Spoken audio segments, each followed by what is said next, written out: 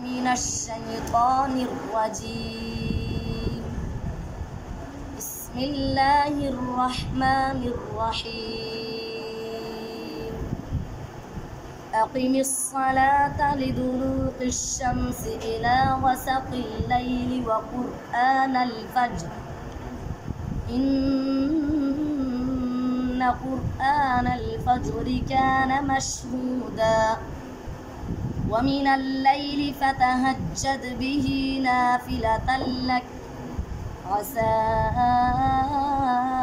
أن يبعثك ربك مقاما محمودا وقل رب أدخلني مدخل صدق وأخرجني مخرج صدق واجعل لي من لدنك سلطانا نصيرا وقل جاء الحق وزهق الباطل إن الباطل كان زهوقا وننزل من القرآن ما هو شفاء